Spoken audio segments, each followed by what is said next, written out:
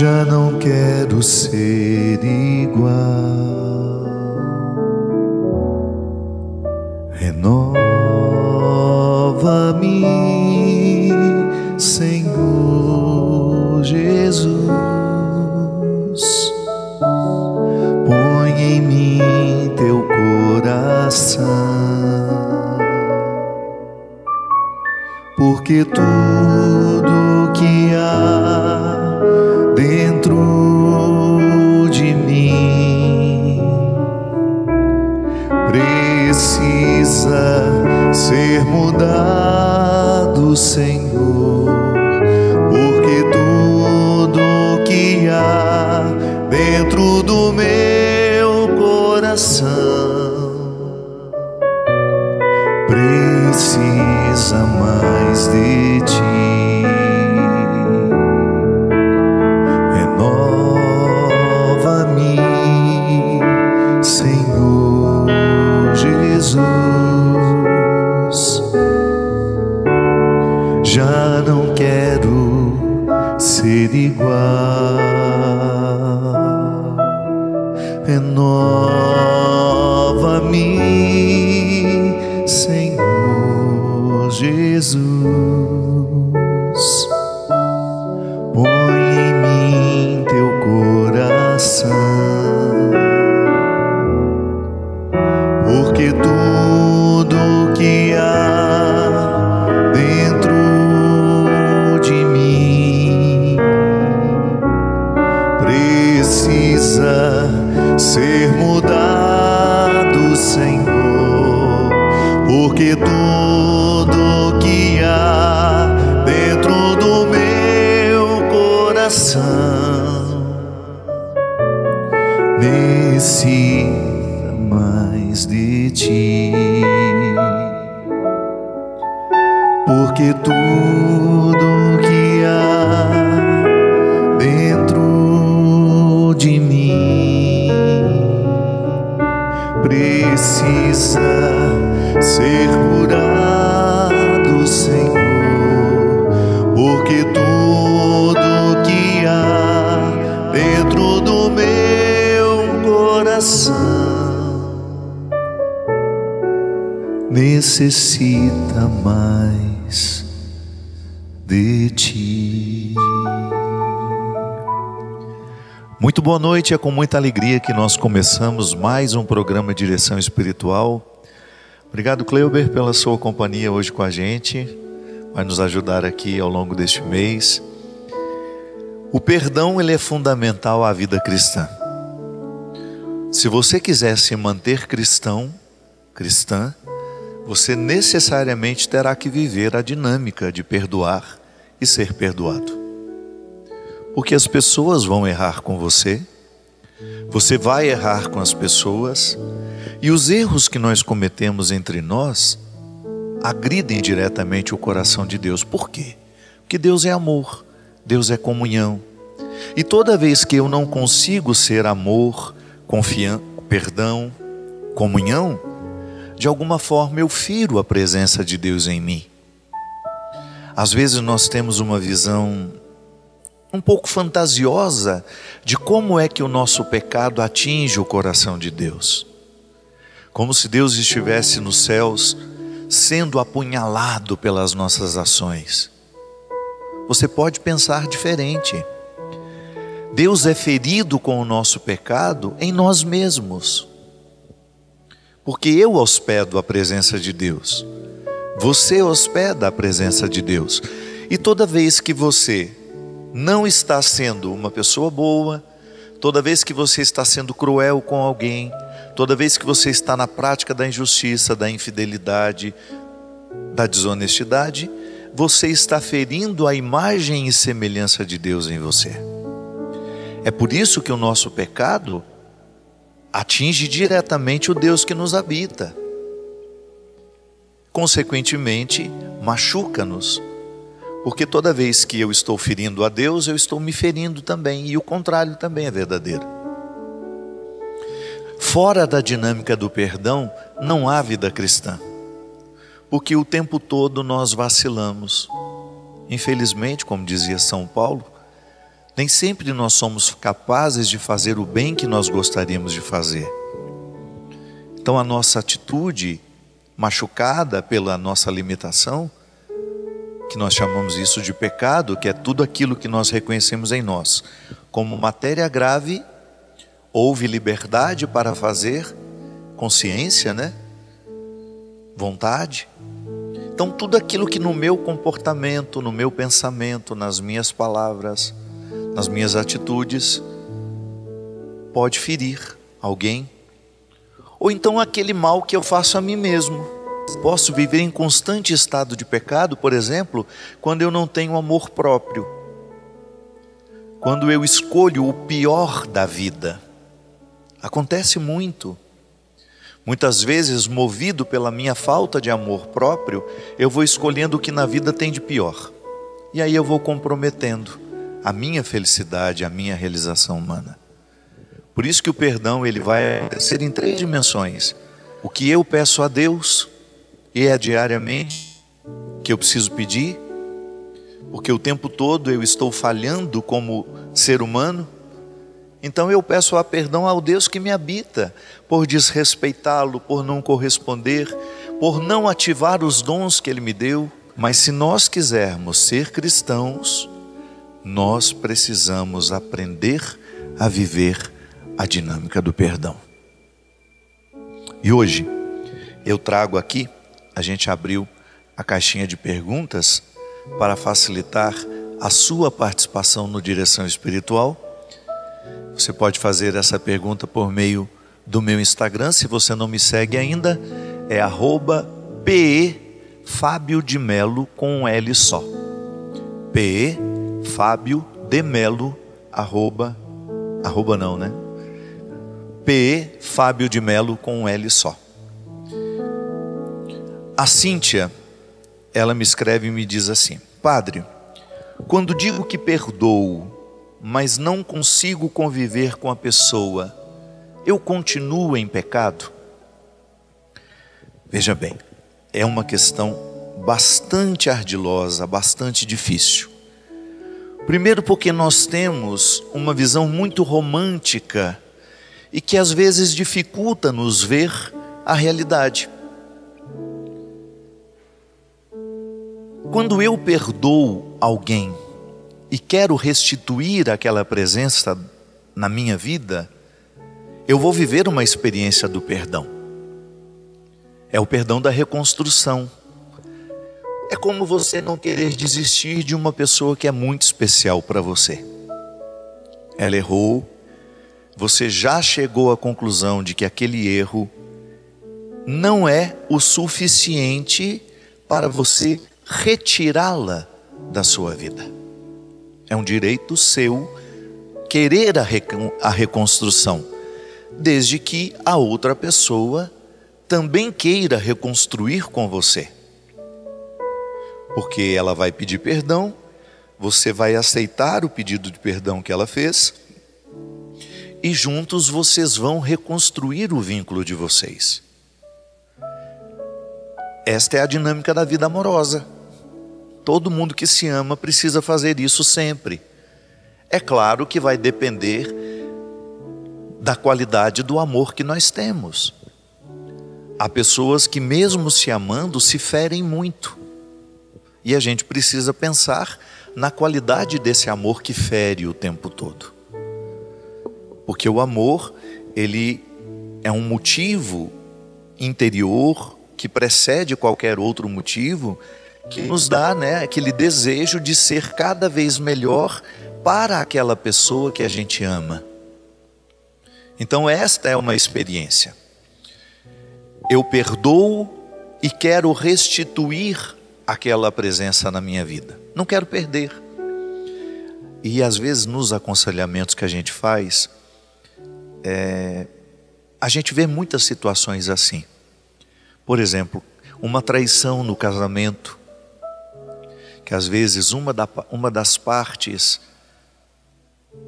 trai o vínculo matrimonial assumido, e a pessoa que foi traída quer reconstruir o vínculo, não quer perder aquela família por causa de uma traição. É ruim viver a traição?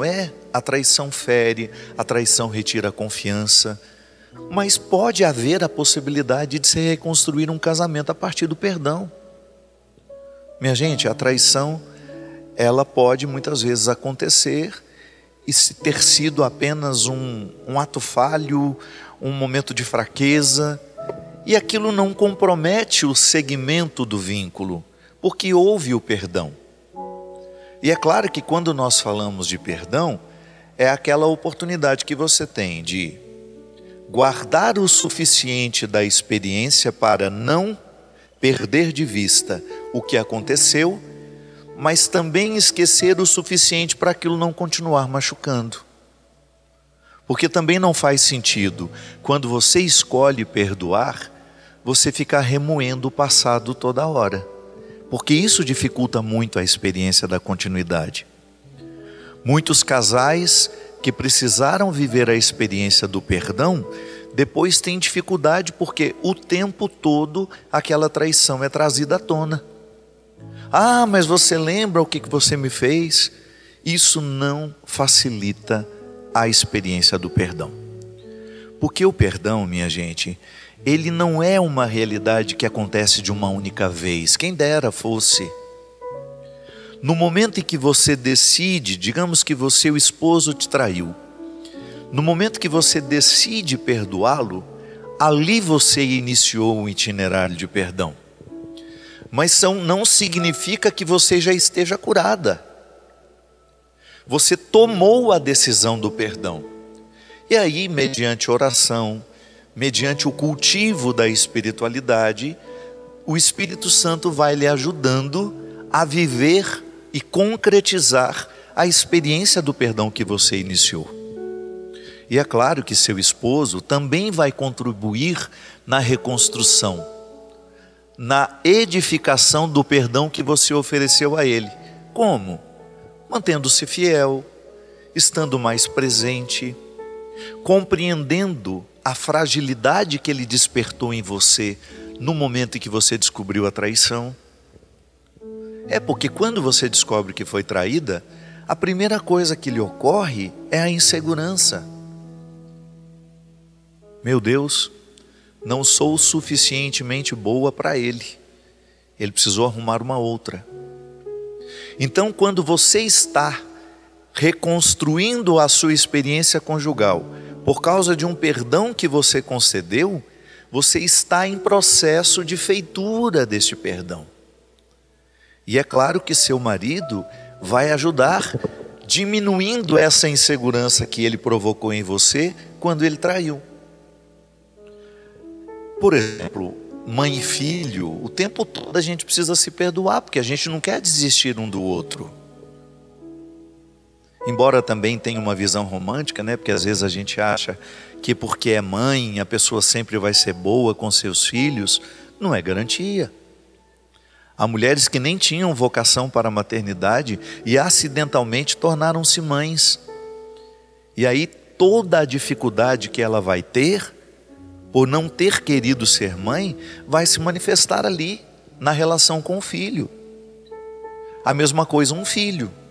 Ele pode não ter gratidão suficiente e ter com a mãe, com o pai, uma relação extremamente ferida, machucada, difícil. Então não é garantia. Mas o comum, a grande maioria, que tem experiências positivas com a maternidade, com a paternidade, a gente precisa perdoar filho todo dia. E você também perdoar seus pais. Aliás, à medida em que a gente vai se tornando consciente da nossa história, a gente vai descobrindo o quanto os nossos pais erraram com a gente. Não se trata de jogar pedras e de ficar ofendendo e de dizer, olha o que você fez comigo. Não, aconteceu, já passou. Hoje você vai construir experiências de perdão. Num primeiro momento até verbalizando, dizendo, mãe, tornei-me consciente do mal que a senhora me fez naquele momento. E eu sinto que eu preciso perdoá-la. Aí entra a ação de Deus em nós. Porque quando a gente descobre que tem um valor, é claro que a gente quer perdoar. A gente não quer perder aquela pessoa. Não é? Se você percebe que há um valor naquela amizade, naquele relacionamento, naquele namoro, você vai lutar para que o perdão aconteça. Agora, o outro lado também é verdadeiro. Às vezes você identifica que você quer perdoar, que você não quer guardar aquela mágoa dentro de você. Mesmo porque perdoar é sempre uma atitude muito inteligente. Quando eu perdoo, eu limpo o meu coração dos resíduos do acontecimento desagradável. Então, quando eu olho nos olhos do outro e digo: olha, eu perdoo você pelo mal que você me fez. E às vezes até preciso me perdoar por ter permitido o mal que você me fez. Porque às vezes o outro nos machuca é com a nossa autorização.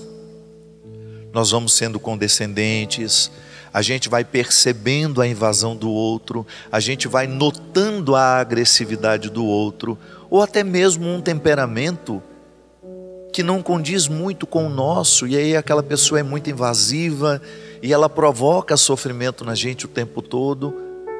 Aí de repente derrama, entorna, né? Como diz lá em Minas Gerais, o caldo entorna e você fica diante de uma situação desagradável, precisando perdoar.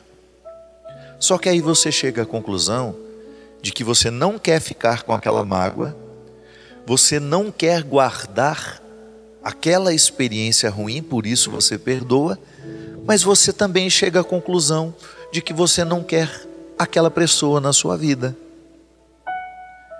Isso é absolutamente saudável. Você não é obrigado a conviver de maneira íntima com todo mundo. E não é pecado, viu? Às vezes nós temos uma visão muito equivocada de ficar pensando que nós temos que manter na nossa vida todas as pessoas que nos feriram porque nós somos cristãos. Não. Eu digo isso por onde eu vou, porque é absolutamente libertador e as pessoas precisam ouvir isso. Muitas vezes, religiosamente, elas ficam condicionadas que as exigências cristãs nos fazem ter que ter ao nosso lado as pessoas que nos fazem mal, por exemplo. Não. Jesus disse: se o teu braço te leva a pecar, corte-o. Se o teu pé te leva ao pecado, corte-o. Jesus não está falando do nosso corpo físico. Mesmo que se nós fôssemos amputar todas as partes do nosso corpo que nos levam ao pecado, não vai sobrar absolutamente nada de nós. Jesus está falando de estruturas, de pessoas, de situações que nós precisamos eliminar para que a gente possa seguir em paz. Então, muitas vezes, o perdão será uma experiência de continuidade, mas também será uma experiência de ruptura. Você não precisa levar adiante um relacionamento que você já identificou que faz mal a você. E às vezes, minha gente, infelizmente, nós reconhecemos isso até dentro de casa. Porque não é porque é meu irmão que é garantia de que ele me ame, que ele me queira bem. Não. Às vezes é meu irmão e quer o meu mal. Às vezes é meu irmão e tem muita inveja de mim. Olha o primeiro assassinato que é narrado na Sagrada Escritura. É um irmão matando outro irmão. Então, precisamos perder essa visão romântica que o fato de ter o mesmo sangue que nós é garantia de que existe amor. Não é. Às vezes tem o mesmo sangue que nós, mas não desfruta do mesmo entendimento, do mesmo querer bem. Então eu posso respeitosamente dizer a um irmão: o meu amor por você nunca me permitirá fazer mal, querer o seu mal. Mas eu tenho o direito de dizer que não quero você participando da minha vida. Sim, isso é libertador. Então eu posso perdoar e gentilmente dizer: perdoo, mas não quero mais você comigo. E isso não é pecado. Porque eu já identifiquei que aquele relacionamento nos faz mal. Pecado é quando a gente insiste em levar com a gente uma pessoa que não nos favorece em nada, ou também o contrário. Às vezes eu não favoreço a outra pessoa, porque sou possessivo, porque sou invejoso. Então eu sou um peso na vida do outro. E ele tem todo o direito de honestamente olhar nos meus olhos e dizer: Fábio, não quero mais você na minha vida. E por mais que isso me doa, eu preciso aceitar. Porque infelizmente eu não consegui com ele aquilo que eu consegui com a maioria das pessoas. Porque também não é assim: eu errei com aquela pessoa, eu vou errar com todo mundo. A não ser que você tenha um desvio de caráter. Se você tiver um desvio de caráter, se você for uma pessoa psicopata, por exemplo, que não pensa em ninguém, você vai fazer um estrago por onde você for. Mas às vezes o seu erro foi com aquela pessoa. E a outra pessoa tem todo o direito de não lhe querer mais na vida dela. E a atitude mais sábia é não insistindo. Tá bom, vamos guardar o que de bom nós vivemos juntos. Você reconstrói a sua vida, eu reconstruo a minha, e assim vamos. É assim que tem que ser. Reconstruímos as nossas histórias, mantemos o respeito uns pelos outros, mas não precisamos continuar juntos. Minha gente, eu sei que às vezes parece difícil, mas quando a gente vai viver isso na prática, é libertador. Quando você é capaz de dizer, olhando nos olhos: você é meu irmão, você é meu amigo, mas você não me faz bem. Isso é libertador. E faz parte da nossa evolução espiritual. A evolução espiritual consiste justamente em você saber dizer aquilo que você quer e o que você não quer para a sua vida. É o que Jesus quer de nós. Conhecereis a verdade e a verdade vos libertará. Essa frase de Jesus move as nossas consciências. Eu estou sempre tentando buscar a minha verdade e o outro participa dela. Agora, se eu quero seguir com o outro, se eu já cheguei à conclusão de que não me faz bem, eu tenho o direito de não seguir com ele e não estar em estado de pecado. E o outro a mesma coisa. Ele tem o direito de seguir sem mim e não ficar em estado de pecado. Pecado é a gente viver na falsidade, machucando uns aos outros, fingindo que amamos, hipocritamente dizendo que somos isso, que somos aquilo, quando lá no fundo nós sabemos que não somos. Pecado é a hipocrisia de parecer que está tudo bem, quando na verdade não está. Que você possa fazer uma faxina no seu coração.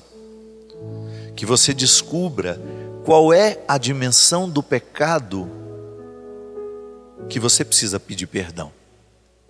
Que você descubra em si quais são as realidades que você precisa se reconciliar com Deus. Porque em estado de esclarecimento, e nós podemos chamar isso de oração, porque quando a nossa consciência entra em ação, a nossa vida é oração. Oração é estar consciente o tempo todo.